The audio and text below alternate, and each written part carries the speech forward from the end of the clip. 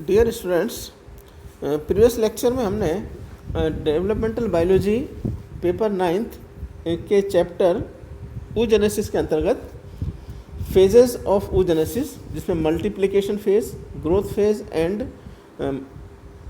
Maturation phase के विषय में जानकारी प्राप्त की थी।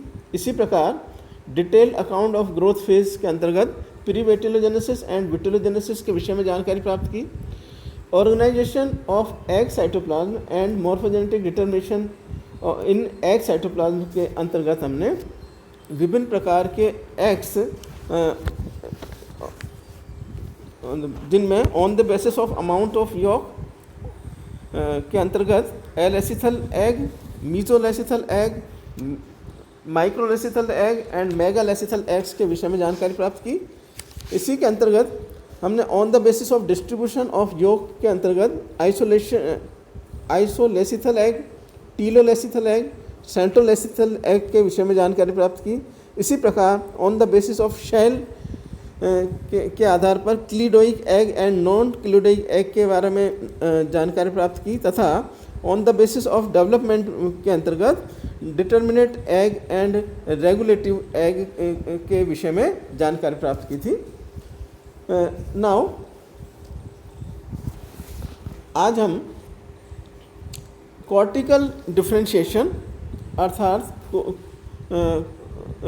कोशिकीय विभेदन, कॉर्टिकल विभेदन और रोल ऑफ एग कॉर्टेक्स के विषय में जानकारी प्राप्त करेंगे। My self doctor Rajesh Kumar, department of zoology, SPC government college Ajmer.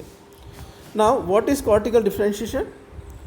The homologous cytoplasm or ooplasm of the young primary oocyte in echinoderms, mollusks, annelids and amphibians during the course of differentiation gets separated into two distinct regions called as cortex and endoplasm. इस प्रकार कई प्राणियों जैसे annelids, mollusc, echinoderms and amphibians के primary oocytes का cytoplasm homogeneous प्रकार का होता है अर्थात समांगी प्रकार का होता है, जो विभेदन के समय स्पष्ट रूप से दो क्षेत्रों में विभेदित हो जाता है। पहला है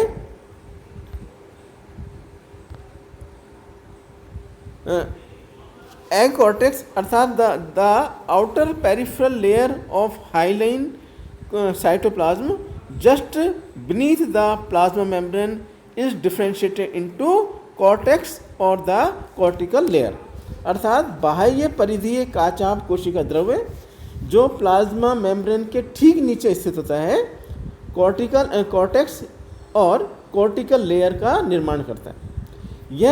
यह एंडोप्लाज्म द्रव्य की तुलना में गाढ़ा होता है।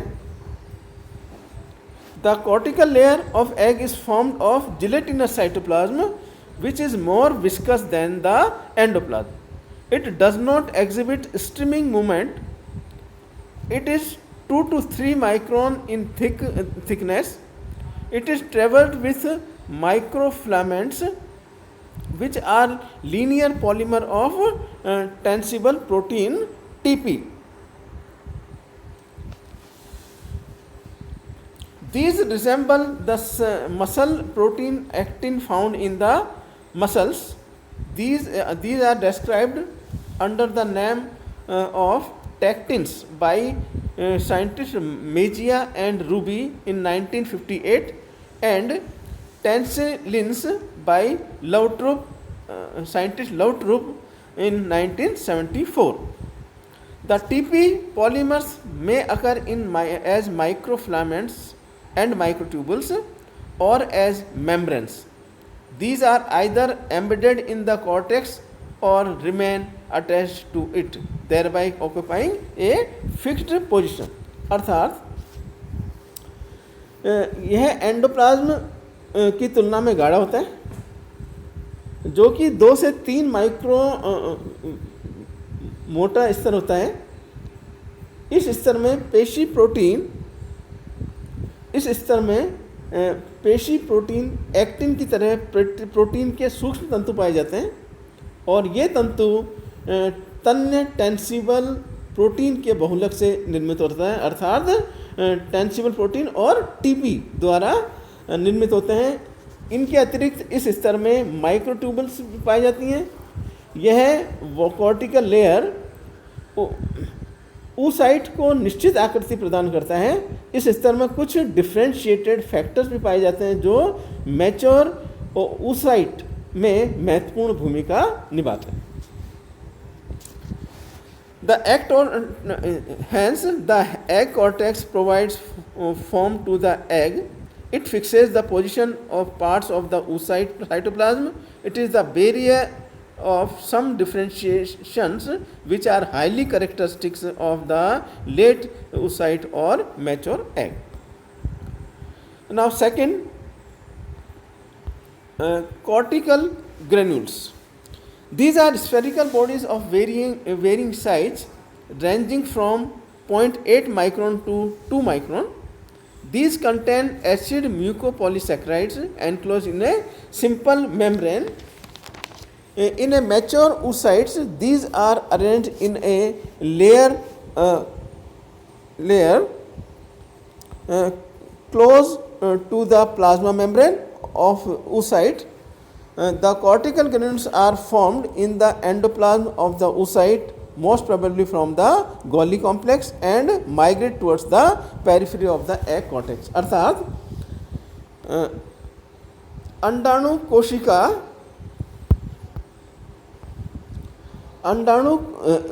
कोशिका के मध्य भाग में एंडोप्लाज्म पाया जाता है, जिसमें कोशिका अंग जैसे केंद्रक, mitochondria, Golgi complex, endoplasmic reticulum आदि प्रवणता के रूप में व्यवस्थित रहती हैं।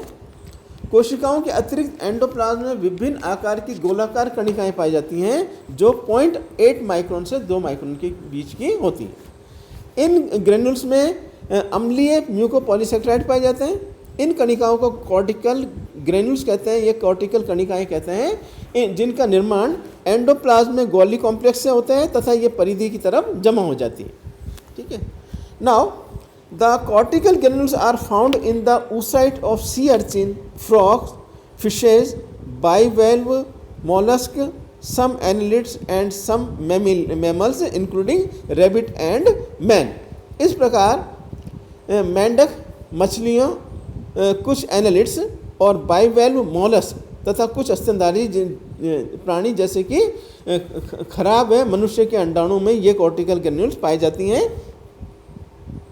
जबकि however these are absent in rat, guinea pig, gastropod, mollusc, insect, birds and urodele amphibians. जबकि चूहे, गिनी पिग, गैस्ट्रोपोड, मोलस्क, कीट, पक्षियों और यूरोडेल उभयचरों के अंडों में इन कणिकाओं का अभाव होता है। ये कणिकाएं शुक्राणु के प्रवेश करने के बाद निषेचन कला का निर्माण करती है, अर्थात फर्टिलाइजेशन मेम्ब्रेन का निर्माण करती है। In general, these may present homogeneous, finely granular और floccular appearance.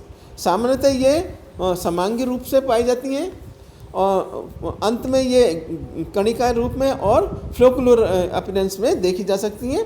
The cortical granules play an important role at the time of fertilisation. Fertilisation या निषेचन के समय यह एक महत्वपूर्ण भूमिका अदा करता है।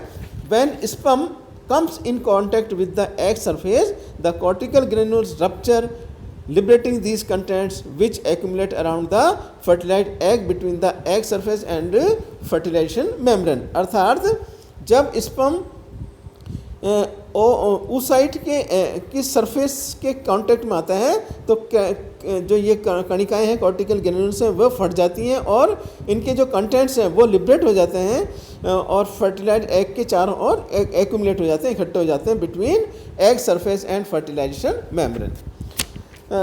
इस प्रकार oogenesis के अंतर्गत phases of oogenesis, detailed account of growth phase, organisation and morphogenetic determination of egg cytoplasm and cortical differentiate cortical granules and role of egg cortex के विषय में हमने आज जानकारी प्राप्त की।